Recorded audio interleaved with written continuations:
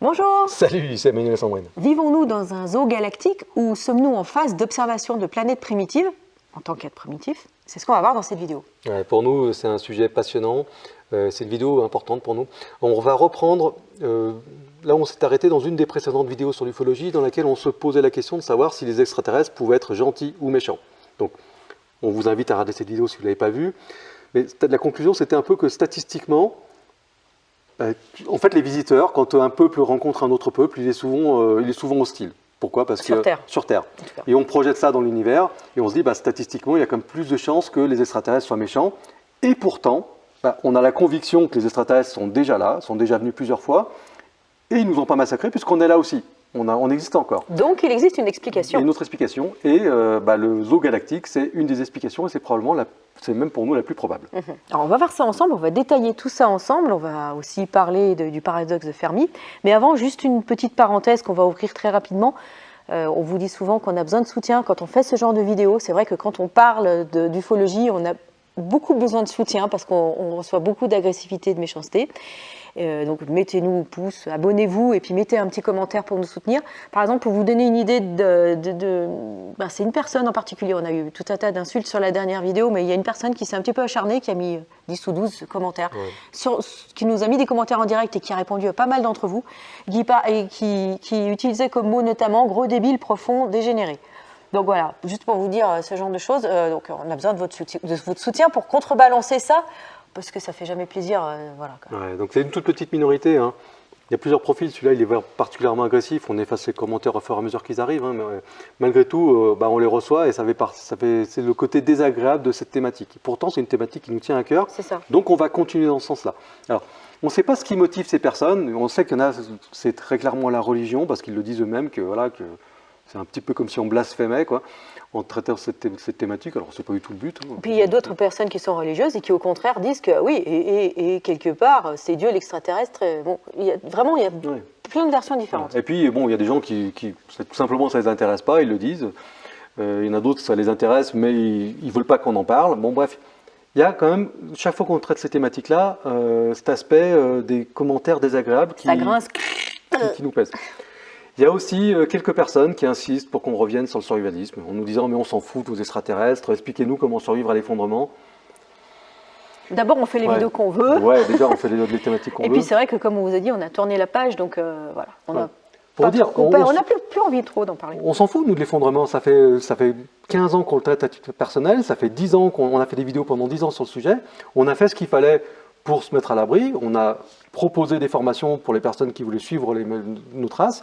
Et les gens qui ont suivi nos formations, qui ont écouté nos conseils, aujourd'hui, ils sont à l'abri, ils ne se posent plus ces questions-là. Donc on passe à autre chose, des sujets qui ne sont pas liés à la survie, mais qui sont liés à des choses qui sont passionnantes, sans être nécessaires. C'est ça. Peut-être qu'on y reviendra de façon très anecdotique, mais en tout cas, c'est pas... voilà. Les sujets qu'on a envie de traiter, on les traite. Voilà. Donc aujourd'hui, est-ce qu'on est dans un zoo galactique? C'est ça. Alors, connaissez-vous le paradoxe de Fermi? Enrico Fermi, si vous voulez voir un petit peu situer le personnage, on vous conseille d'aller voir le film Oppenheimer. Tous les liens de films et livres, on vous les met sous la vidéo pour ceux qui veulent retrouver un petit peu leur marque. C'est un bon film qui décrit bien le personnage. Enrico Fermi, 1950, il est avec 3 potes à Los Alamos. Encore une fois, allez voir le film pour situer un petit peu. Et ils sont à la cafétéria, ça s'appelle Fuller Lodge, du laboratoire national de Los Alamos. Et là, ils sortent une caricature qui, à l'époque, on vous met cette caricature. Donc, c'est une caricature de Alan Dunn qui est sortie dans le New Yorker en 1950. Pourquoi est-ce qu'il y a cette caricature qui sort à cette époque-là dans le New Yorker? Parce qu'il y a des poubelles à New York qui disparaissent, des vols de poubelles.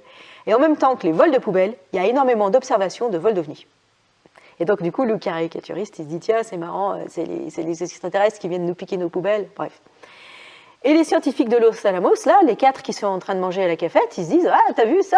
Ça les intrigue et tout. » Surtout qu'il faut se resituer un petit peu historiquement, 1950, par rapport à ça. Ouais, on le voit, en fait, c'est après le film Oppenheimer.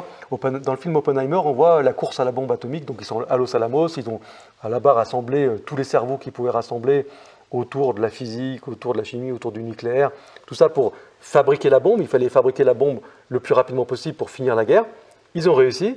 Il y en a beaucoup qui sont rentrés chez eux ou dans leur laboratoire, que ce soit en Californie, que ce soit à New York ou ailleurs, ou même dans d'autres pays. Et il y en a une poignée qui sont restés soit de manière permanente à Los Alamos, soit de manière ponctuelle. Et c'est là, 5 ans après, que se passe en fait cette discussion avec Enrico Fermi et ses copains. 5 ans après la bombe atomique, 3 ans après Roswell, au tout début, là on va parler du grand silence, mais on parle du grand silence des extraterrestres, mais à l'époque, on parlait, et toujours encore d'ailleurs, on parle du grand silence des gouvernements et de l'armée face à ce qui se passe dans le ciel. Hein. On parle des ovnis, on en voit, des milliers de personnes en voient, et pourtant on continue de nier le cas.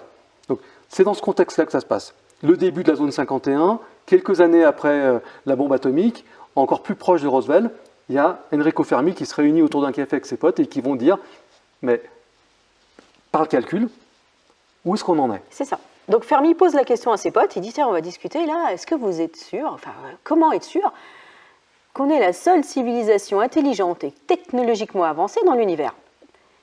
Où sont les autres ?» Et là, il fait des calculs.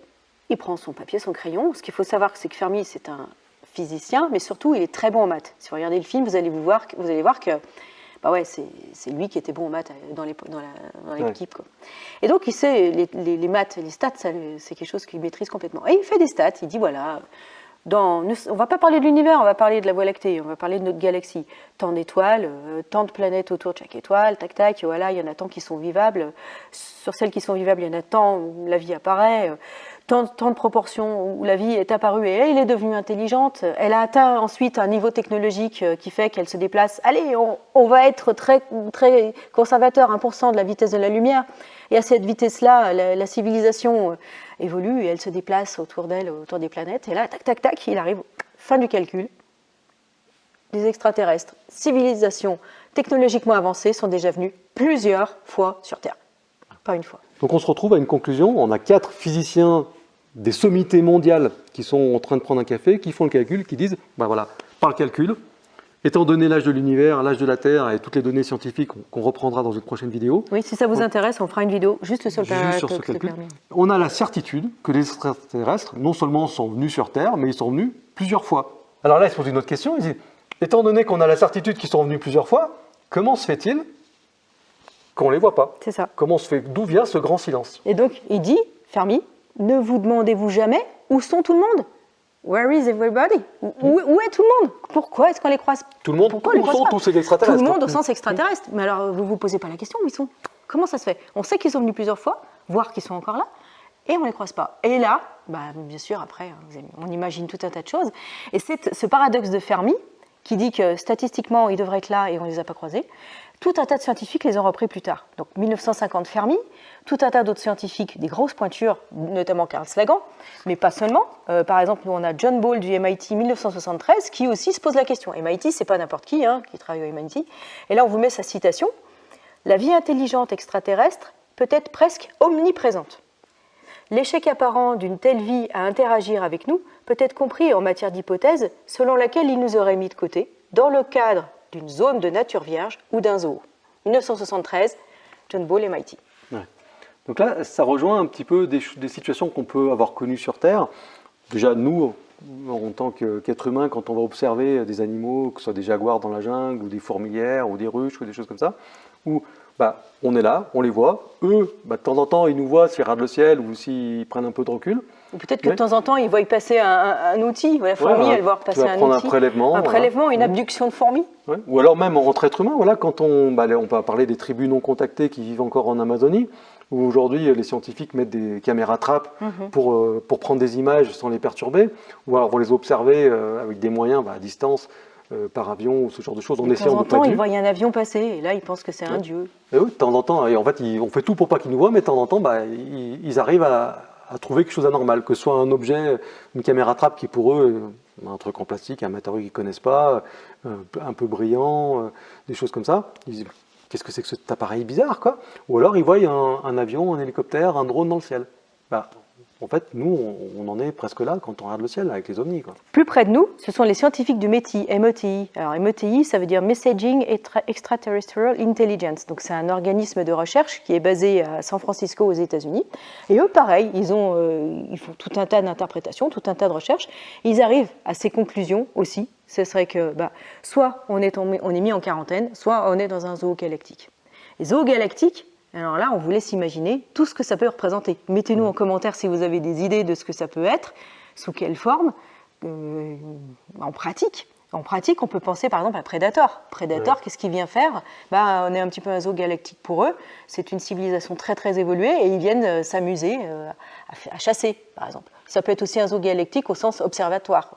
On observe, on regarde s'ils ont évolué, ces petits humains-là. Ouais. Cette hypothèse des zoos galactiques, elle est difficile, c'est très difficile de démontrer le contraire, parce que déjà, ça explique tout ce qu'on peut voir en phénomène ovni, y compris les abductions. Aujourd'hui, il y a beaucoup d'histoires d'abduction, ça pourrait être des sortes de prélèvements scientifiques faits par des sortes d'ethnologues ou de biologistes extraterrestres qui viendraient prendre des prélèvements, soit de cheval, soit de vaches, soit d'êtres humains, pour les étudier. Ça pourrait expliquer ça. Ça explique aussi l'aspect ponctuel des observations. On les voit, mais ils se cachent, ils font tout pour ne pas laisser de traces. On trouve très peu de traces. Ça peut expliquer ça. Ça peut expliquer les crashs d'ovnis aussi, qui seraient en fait des sortes un petit peu comme si des ethnologues allaient au-dessus de la jungle faire des études, prendre des photos, et puis de temps en temps, il y en a un qui se crache. Ça peut expliquer ça. Ça explique aussi un petit peu comme dans des réserves naturelles où il y aurait des zones qui seraient protégées par une certaine autorité, par des gens qui seraient là pour nous protéger, mais il y a aussi des braconneurs qui viendraient faire des choses qui seraient interdites. Pourquoi pas? Un peu comme dans Predator, par exemple. En fait, tout ce qu'on arrive à trouver comme phénomène ovni peut être expliqué par l'hypothèse du zoo galactique. C'est ça. C'est comme ça que ça fonctionne en physique. On prend une théorie et en fait, on la soumet à tous les faits. Et tant qu'elle n'est pas niée par les faits qui sont déjà observés, par les observations, par l'expérimentation, cette théorie, on la garde et on dit qu'elle est juste. Cette théorie-là, pour l'instant, elle est juste. Et pour l'instant, à moins que vous ayez des idées, mettez-nous en commentaire. Mais pour l'instant, comme tu dis, elle ne peut pas être trop contrariée. Il y a une autre version qui est un petit peu similaire, c'est l'observation des planètes primitives. On vous mettra des liens, mais par exemple dans les BD de Valérian et Laureline, c'est ça. Nous sommes une planète primitive parce qu'on n'a pas atteint un certain niveau technologique ou un certain niveau d'entente entre nous. Donc du coup, on est observé par des civilisations supérieures. C'est d'ailleurs ce qu'on retrouve dans Star Trek. Pareil, on vous mettra des liens.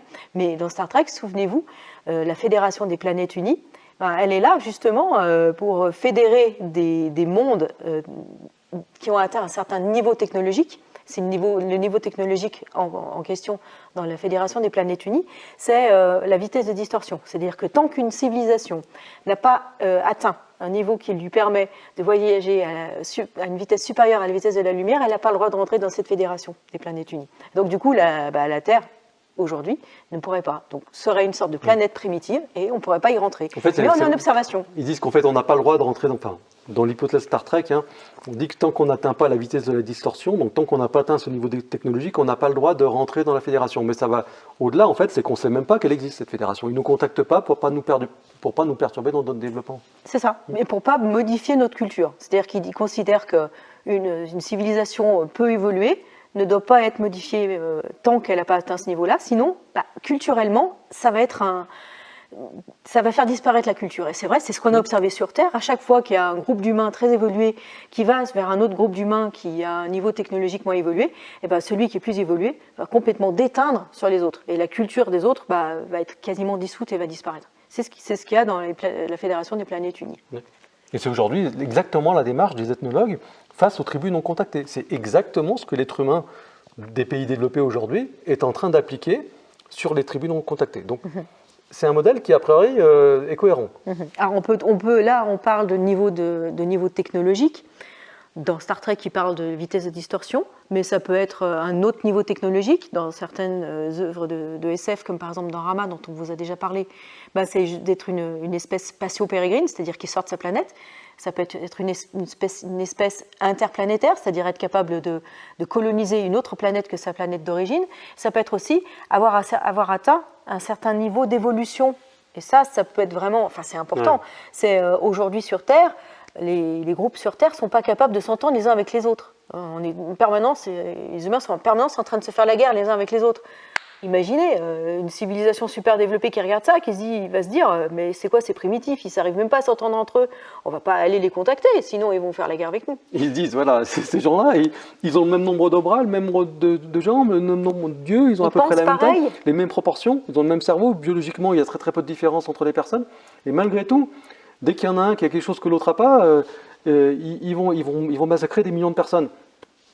Et les Ou extraterrestres, qui pensent pas pareil. ou qui pensent pas pareil, parce qu'il y en a un qui pense que Dieu s'appelle comme ça, l'autre porte un autre nom, ou alors qu'il y en a plusieurs, ou alors qu'il tout simplement, il y en a Il y a qui pas de pensent Dieu, que donc. Dieu n'existe pas, ou alors il y en a d'autres qui disent oui, mais Dieu c'est un extraterrestre. Bon bref, tout est prétexte à massacrer des millions de personnes sur Terre, et ça peut être un critère éliminatoire pour entrer dans cette fédération, voire même pour être contacté. Ça, c'est Un crédible. petit peu comme au Pérou, les tribus qui réclament le droit de tuer pour des raisons traditionnelles. Voilà. Bah, le gouvernement, il dit, bah non, en fait, vous n'êtes pas au niveau, quoi. Oui, c'est ça. Bah, ça peut être ça. Donc, en tout cas, pour nous, aujourd'hui, de ce qu'on en pense, c'est ce qui est le plus crédible et je dirais même que c'est ce qui est le plus rassurant. Parce que c'est la seule explication qu'on peut avoir. En tout cas, dites-nous si vous avez d'autres explications en commentaire. Mais nous, c'est la seule explication qu'on a aujourd'hui qui est crédible, qui expliquerait qu'ils sont à la fois gentils, à la fois on ne les a pas encore croisés. Et pour autant, il y a suffisamment d'observations pour que quand on a l'esprit ouvert, on se dit qu'il n'y a pas d'ambiguïté, quoi. On attend vos commentaires, on attend votre soutien, mettez un pouce, abonnez-vous. Et puis on parlera d'autres choses. On va y revenir, parce que c'est le point de départ, en fait. C'est le point de départ de beaucoup de développement, cette vidéo. C'est ça, on reviendra, c'est intéressant. En tout cas, nous, ça nous passionne. Dites-nous en commentaire. On se retrouve bientôt dans la prochaine vidéo. À bientôt, bye. Salut.